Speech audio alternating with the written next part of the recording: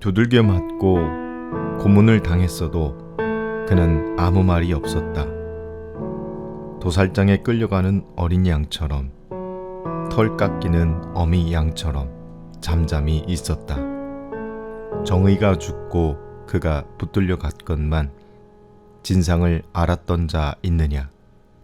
자기 안위는 조금도 돌보지 않았던 그가 죽었다. 피투성이가 되도록 얻어맞았다. 내 백성의 죄를 위해 누구도 해코지하지 않고 어떤 거짓도 말한 적 없는데도 그는 악인들과 함께 묻혔고 어느 부자와 함께 무덤에 뉘었다.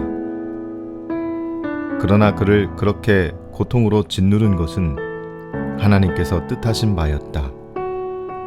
그로 하여금 자신을 속죄 제물로 내어주어 거기서 나오는 생명, 그 끝없는 생명을 누리게 하시려는 계획이었다.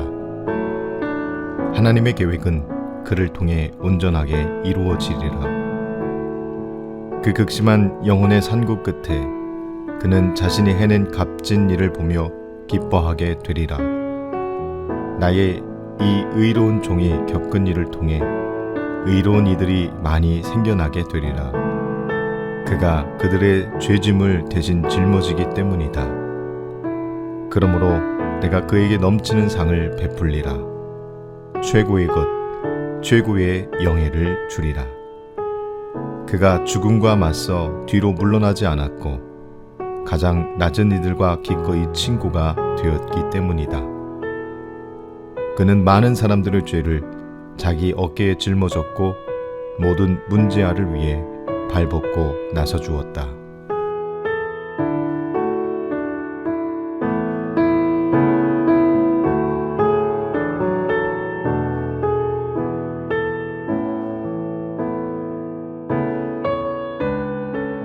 종은 아무런 죄가 없음에도 곤욕과 신문을 당했습니다. 그 세대 사람들 중 어느 누구도 여호와의 종이 받는 고난이 마땅히 형벌받을 내 백성의 허물 때문이라고 생각하지 않습니다. 어쩌면 그가 고난받는 것에 아무런 관심도 없이 그저 그 흔한 구경거리로 생각할 수도 있습니다.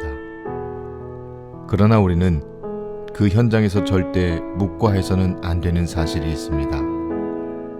지금 고난받는 종은 아무런 죄가 없으심에도 나의 죄로 인해 채찍을 맞고 침뱉음을 당하며 조롱을 당함에도 아무런 저항 없이 묵묵히 그 모든 고난을 견디고 있다는 사실을 말입니다. 죄도 없고 악도 없습니다. 강포와 거짓 역시 행하지 않았습니다. 예수님의 고난은 우연이 아닙니다. 여호와의 기쁘신 뜻을 성취하는 것이 목적입니다. 하나님은 죄 없는 종, 즉 예수님의 죽음을 통해 죄의 죄됨을 분명히 드러내심으로 세상을 심판하려 하셨습니다. 예수님은 무고하게 고난과 죽음을 당했으나 하나님은 그로 인해 주의 백성들에게 복을 주십니다. 이해하기 어렵습니다. 고난받는 종은 예수님이었으나 그로 인해 받을 복은 인간이라고 말씀하십니다. 주의 백성, 즉 우리들의 복락과 행복, 이것이 여호와의 종이 고난을 받는 이유입니다. 예수님을 통한 구원의 은혜는 인간의 상식이나 윤리, 그리고 자연 법칙을 모두 뛰어넘는 기적에 의해 우리에게 주어졌습니다.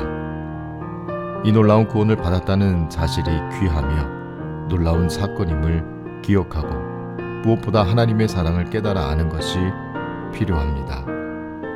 예수 그리스도의 십자가의 사랑, 그 기적을 묵상하며 지내는 사순절, 이 기간에 예수님의 고난이 우리에겐 복이 되었던 사건임을, 그래서 그 은혜를 힘입어 세상을 향해 그리스도의 복음을 증거하는 전도자의 삶으로 살아가야 됩니다.